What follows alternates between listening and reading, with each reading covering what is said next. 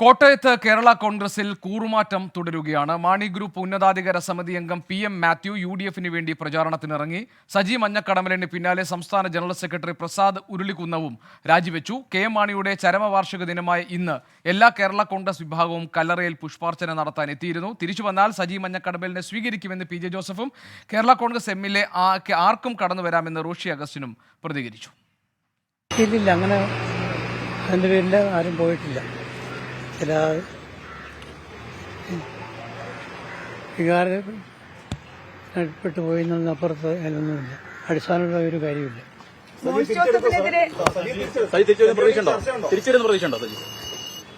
വന്നാൽ സ്വീകരിക്കത്തേ ഉള്ളൂ. രാജിക്ക് ആധാരമായ വിഷയങ്ങളും സജി മഞ്ഞക്കടമ്പ പറഞ്ഞിട്ടുണ്ട് എന്നുള്ളതിനപ്പുറത്തോട്ടൊരു കാര്യം സജിയും വെളിപ്പെടുത്തിയിട്ടില്ലല്ലോ. കേരള കോൺഗ്രസിൽ ഇന്ന് സ്പേസ് ഉണ്ടല്ലോ, അത് മാണി സാർ തന്നെ പറഞ്ഞിട്ടുണ്ടല്ലോ. കേരള കോൺഗ്രസിനെ സംബന്ധിച്ചിടത്തോളം അങ്ങനെ ഒരു സ്പേസ് ഇല്ലാത്ത പാർട്ടിയല്ല.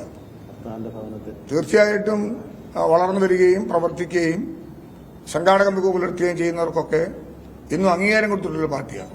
അപ്പൊ ആ നിലയിൽ അത്തരം ബുദ്ധിമുട്ടുകളൊന്നും കേരള കോൺഗ്രസ് പാർട്ടിയെ സംബന്ധിച്ചിടത്തോളം ഇല്ല. പാർട്ടി ആലോചിച്ചെടുക്കേണ്ട തീരുമാനമാണ്. ഞാൻ പറഞ്ഞല്ലോ, ധാരാളം ആൾക്കാർ പാർട്ടിയിലേക്ക് വരുന്നു. അതൊക്കെ ഒരു സ്വാഭാവികമായി നമ്മൾ കാണുകയല്ലേ. പാർട്ടിയിൽ നിന്ന് ആളുകൾ പോകുന്നു എന്ന് വരുത്തി തീർക്കാൻ ശ്രമിച്ചാൽ ആരും പോകുന്നില്ല എന്ന് മാത്രമല്ല, ഇവിടെ പ്രവർത്തനം നിർത്തിവെച്ചവർ സജീവമായി പ്രവർത്തന രംഗത്തേക്ക് വരുന്നു എന്നാണ് പാലായിൽ പോലും കാണാൻ കഴിയുന്നത്. അല്ല, റോഷി അഗസ്റ്റിൻ ഉൾപ്പെടെയുള്ളവർക്ക് വേണ്ടി PJ ജോസഫിന്റെ വാതിൽ തുറന്നിട്ടിരിക്കുക. PJ ജോസഫിന്റെ CF തോമസിന്റെയും KM മാണി സാറും PJ ജോസഫ് സാറും CF തോമസ് സാറും ചേർന്ന് ഒന്നിപ്പിച്ച കേരള കോൺഗ്രസിനെ ഭിന്നിപ്പിച്ചു കൊണ്ടുപോകാൻ ശ്രമിച്ച ആളുകൾ ഇനിയെങ്കിലും അവരുടെ തെറ്റ് തിരുത്തി യഥാർത്ഥ കേരള കോൺഗ്രസിലേക്ക് ഈ വാതിൽ തുറന്നിട്ടിരിക്കുന്നു.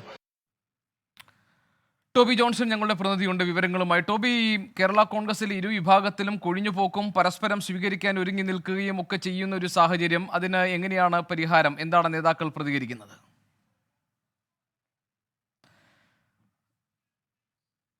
ഞാനുമായിട്ട് സഹകരിക്കാൻ താല്പര്യമുള്ള ആളുകളോട് ആലോചിച്ച്, നമ്മുടെ സഹപ്രവർത്തകരോടും സുഹൃത്തുക്കളോടും കുടുംബാംഗങ്ങളോടും ആലോചിച്ച് വേണമെങ്കിൽ രാഷ്ട്രീയ രംഗത്തേക്ക് അപ്പോൾ കടന്നു. ഇപ്പോൾ അല്ല, പറയാം. ഇന്നലെ മാണി സാറിന്റെ ഫോട്ടോ എടുത്തുകൊണ്ട് പോകാൻ കാരണം ഞാൻ പറയാം. ഞാൻ ആ പത്രസമ്മേളനം നടത്താൻ പോകുന്നതിന് അന്ന് എടുക്കണമെന്ന് വിചാരിച്ചു. അന്ന് എനിക്ക് എടുക്കാൻ ഞാൻ വിട്ടുപോയി. ആ ഫോട്ടോ എന്ന് പറഞ്ഞാൽ ഞാൻ പണം മുടക്കി വാങ്ങിച്ച് എന്റെ വീട്ടിൽ എന്റെ പെരയ്ക്കകത്ത് ഇരിക്കുന്ന ഫോട്ടോ ആയിരുന്നു. കഴിഞ്ഞ ആവശ്യം മാണി സാറിന്റെ ചടങ്ങിന് വേണ്ടി ഞാൻ എടുത്തുകൊണ്ട് വെച്ചത് എനിക്ക് എടുക്കാൻ വിട്ടുപോയി. ആ എടുത്തുകൊണ്ട് പോകാനുള്ള കാരണം കൂടെ പറയാം. കേരള കോൺഗ്രസ് പാർട്ടി പിളർന്നപ്പോൾ മാണി സാറ് മരണശേഷം പിളർന്നു. CF സാർ ജീവിച്ചിരിപ്പുണ്ട്. അന്ന് നിങ്ങൾ ആ പാർട്ടി ഓഫീസ് കണ്ടിട്ടുണ്ടായിരിക്കും. അതിന്റെ ഫ്രണ്ടിൽ ബോർഡ് വെച്ചിട്ടുണ്ടായിരുന്നു. അതുപോലെ PJ ജോസഫ് സാറിന്റെ പടം വലുതായിട്ട് വേണം. തൊട്ടപ്പുറം മാണി സാറിന്റെയും CF സാറിന്റെയും പടം ഉണ്ടായിരുന്നു. അതിനുശേഷം ആ ബോർഡ് ഫ്ലെക്സ് എടുത്ത് മാറ്റിയപ്പോൾ പാലായിലെ ചില വൃത്തികെട്ടവന്മാർ കാണിച്ച പണി അന്ന് എനിക്കുണ്ടായ ഫീലിംഗ് ഉണ്ടായി. അന്ന് എന്താ, ആ മാണി സാറിന്റെയും CF സാറിന്റെയും പടം മാറ്റി പിന്നെ ജോസഫ് സാറിന്റെ പടം മാത്രമാക്കി. ഞങ്ങൾക്ക് ഒരു വിരോധം. ജോസഫ് സാറിന്റെ പടം വേണമല്ലോ. ജോസഫ് സാറിനെ നേതാവായി CF തോമസ് സാറ് ചൂണ്ടിക്കാണിച്ചു. അദ്ദേഹമാണ് നമ്മുടെ നേതാവ്, അദ്ദേഹത്തോടൊപ്പം നിൽക്കാൻ പറഞ്ഞുകൊണ്ട് ഇറങ്ങി വന്ന് നിന്നവരാ. അല്ല, ഞാനൊന്നും ജോസഫ് ഗ്രൂപ്പുകാരനായിട്ട് വന്ന് നിന്നതല്ല. അല്ല, പറയട്ടെ. അതിനുശേഷം നിങ്ങൾ രണ്ടാമത് ആ പാർട്ടി ഓഫീസിനകത്ത് ഫ്ലക്സ് ബോർഡ് ഉണ്ടായിരുന്നു. അവത്തേലും മാണി സാറിന്റെയും CF ഞങ്ങളെല്ലാം പടം ഉണ്ടായിരുന്നു. ജോണി നെല്ലൂർ പോയപ്പോൾ ജോണി നെല്ലൂരിന്റെ പടം മാറ്റാനും നമ്മുടെ മൊത്തം പടം മാറ്റി, കുഴപ്പമില്ല, ഞങ്ങളാരുടെയും പടം വെക്കണ്ട. പക്ഷേ PJ ജോസഫ് സാറിന്റെ വലുതായിട്ടും ആ സൈഡിൽ KM മാണി സാറിന്റെയും CF സാറിന്റെയും പടം വെക്കാൻ മര്യാദ കാണിക്കാത്ത വൃത്തികെട്ടവന്മാരെ കുറെ കാലമായിട്ട് തുടങ്ങി പണിയാ. അവശിഷ്ട മാണിക്കാരെന്ന ചിലവന്മാർ വിശേഷിപ്പിച്ച് ഞങ്ങൾ അവശിഷ്ട മാണിക്കാരായിട്ട് തുടരാൻ എനിക്ക് ആഗ്രഹമില്ല. അങ്ങനെ ആരെങ്കിലും തുടരുന്നുണ്ടെങ്കിൽ തുടരട്ടെ. അല്ല, ഞാൻ പറഞ്ഞു, ഞാൻ KM മാണി സാറിന്റെ ഉറ്റ അനുയായിയായിരുന്നു. മാണി സാറിന് മാത്രം മുദ്രാവാക്യം വിളിച്ചിട്ടുള്ള ആളാണ് ഞാൻ. ഒരാൾക്കും വേറെ മുദ്രാവാക്യം വിളിച്ചു. പക്ഷേ PJ ജോസഫ് സാർ പാർട്ടിയിൽ ജയിച്ചപ്പോൾ അദ്ദേഹത്തെ എനിക്ക് ഇഷ്ടമായിരുന്നു. അദ്ദേഹം മാത്രമല്ല UDFിൽ നിൽക്കുന്നു, മറ്റുള്ള ആളുകൾ LDFിലേക്ക് പോകുമ്പോൾ സ്വാഭാവികമായിട്ടും നമ്മുടെ CF തോമസ് സാർ ഉൾപ്പെടെ ഉള്ള ആളുകൾ UDFിലേക്ക് നിൽക്കുന്നതുകൊണ്ട് ഞങ്ങൾ ഇക്കടെ UDFിലേക്ക് നിന്നു. അങ്ങനെ മാണി സാറിന്റെയും കൂടെ പാർട്ടിയായിട്ടാണ് ഞാൻ ഇതിനെ കണ്ടത്. പക്ഷെ ഇപ്പോൾ അത് ജോസഫ് സാറിന്റെ പാർട്ടിയായിക്കോട്ടെ, ഇപ്പോൾ മോൻസിന്റെ പാർട്ടി, മോൻസ് ഗ്രൂപ്പായി ഇത് അതപ്പതിച്ചപ്പോൾ എനിക്ക് അവിടെ തുടരാൻ യാതൊരു തരത്തിലുള്ള ആഗ്രഹവുമില്ല. ഞാൻ പറഞ്ഞല്ലോ, ഇപ്പൊ ഞാൻ ഇറങ്ങിപ്പോകുന്ന ഏതാണ്ട് വലിയ ലക്ഷ്യത്തിനാണ്. എനിക്ക് MLA ആകാനും മന്ത്രിയാകാനൊന്നുമില്ല. പക്ഷെ എന്റെ ആത്മാഭിമാനം, ഞാൻ അഭിമാനി ആയതുകൊണ്ട് ഞാൻ ഇറങ്ങേണ്ടി വന്നു.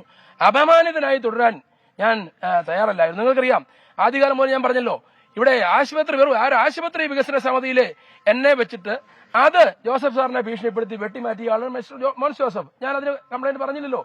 UDF ചെയർമാൻ സാറെ എടുത്തുകൊണ്ട് പോയി, ഞാൻ കംപ്ലൈന്റ് പറഞ്ഞില്ല.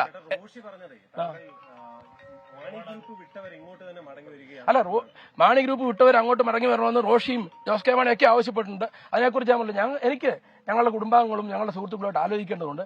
രണ്ട്, റോഷി മാത്രമല്ലല്ലോ, ഇവിടെ എത്രയോ രാഷ്ട്രീയ നേതാക്കന്മാർ എന്നെ സ്വാഗതം ചെയ്തു. ഞാനൊരു രാഷ്ട്രീയ പാർട്ടിയിലേക്ക് ഇപ്പോൾ പോകുന്നതിനെ കുറിച്ച് ചിന്തിച്ചില്ല. അതിന് ഞാൻ പറഞ്ഞല്ലോ, ഇന്ന് ഞാൻ ഇപ്പോൾ ഈ തീരുമാനമെടുത്തത്, ഇന്ന് UDF-ലെ നേതാക്കന്മാരെ എല്ലാവരും ഈ വിഷയം അറിയണം, ഇവിടുത്തെ ജനങ്ങൾ അറിയണം ഇതെന്തുകൊണ്ട് ഞാൻ എടുത്തു. ചിലർ പറയുന്നു വൻ സാമ്പത്തിക ലാഭമുള്ളത് കൊണ്ട് എടുത്ത്, ചിലർ പറയുന്നുണ്ട് ആയിക്കോട്ടെ, അത് ഞാൻ കേൾക്കാൻ തയ്യാറാണ്. പക്ഷേ ഞാൻ പറഞ്ഞല്ലോ, ഞാൻ ഇത്രയും അവഗണനകളെല്ലാം നേരിട്ടിട്ടും മോൻസ് ജോസഫ് എന്ന് പറയുന്ന നേതാവ് പലവട്ടം അനാവശ്യമായി എന്നെ ഭീഷണിപ്പെടുത്തിയിട്ട് ഇതൊക്കെ ഞാൻ ബഹുമാനപ്പെട്ട പാർട്ടി ചെയർമാൻ PJ ജോസഫ് സാറിനെ ഞാൻ അറിയിച്ചിട്ടുണ്ട്.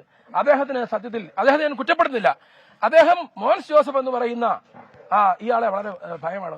എന്നെ വിളിച്ചിരുത്തി, മോൻസിനെ വിളിച്ചിരുത്തി, മോൻസെ എന്താ വിഷയം, ഇതിങ്ങനെ ഉണ്ടാവാൻ പാടില്ല എന്തെങ്കിലും ജോസഫ് സാറിന് പറയാൻ പറ്റിയിരുന്നെങ്കിൽ ഒരുപക്ഷെ ഇത് പണ്ടേ നിയന്ത്രിക്കപ്പെട്ടേനെ. ഇവിടെ UDF അല്ല, എനിക്ക് തിരിച്ചു വന്നാൽ എടുക്കുന്ന അന്നേരം മുതൽ പറയാം, എനിക്ക് കുഴപ്പമില്ല. ഞാൻ ചെല്ലുന്നില്ലല്ലോ, ഞാൻ അങ്ങനെ ആഗ്രഹിക്കുന്നില്ല. അപ്പൊ ജോസഫ് സാറിനോട് ഞാൻ പറഞ്ഞു എനിക്കൊരു പിണക്കമില്ല.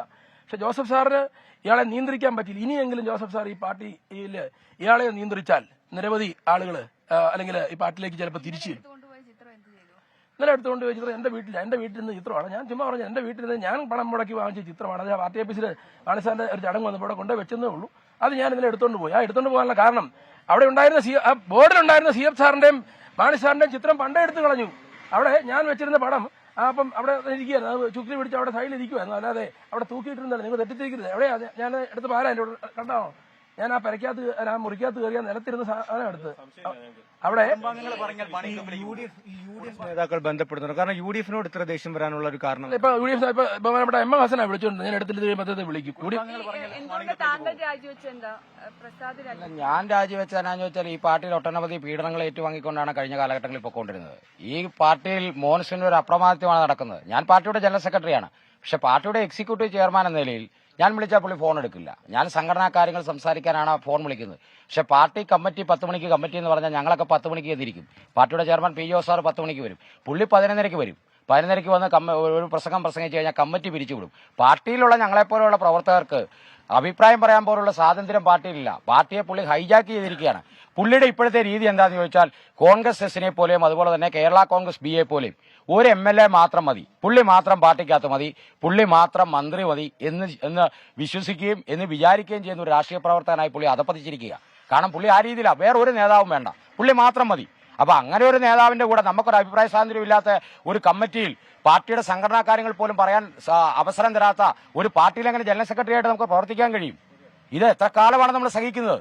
ഇത് കുറെ കാലം നമ്മൾ സഹിച്ചു. പക്ഷെ സഹിക്കുന്നതിനൊരു പരിധിയുണ്ടല്ലോ. പുള്ളിയുടെ വിചാരം ഞങ്ങളെപ്പോലെയുള്ള പ്രവർത്തകർ എന്നും പുള്ളിയുടെ വീട്ടിലെ മിറ്റമടിക്കാനും പാത്രം തേച്ചു മുഴക്കാനും വിറക് വെട്ടാനും വെള്ളം കോരാനുമുള്ള പ്രവർത്തകരായിട്ട് മാത്രം കണ്ടുകൊണ്ടിരിക്കുകയാണ്. അങ്ങനെ പോകാൻ ഞങ്ങൾക്ക് താല്പര്യമില്ല. അതുകൊണ്ടാണ്.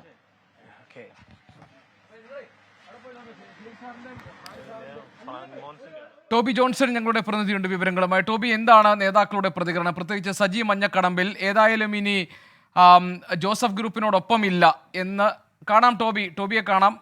ജോസഫ് ഗ്രൂപ്പിനോടൊപ്പം ഇല്ല എന്ന് പറഞ്ഞു കഴിഞ്ഞു. എന്തൊക്കെയാണ് സജി മഞ്ഞക്കടമ്പിൽ പറയുന്നത്? കേരള കോൺഗ്രസിലെ ഈ കസേരകളി എങ്ങോട്ടേക്കാണ്?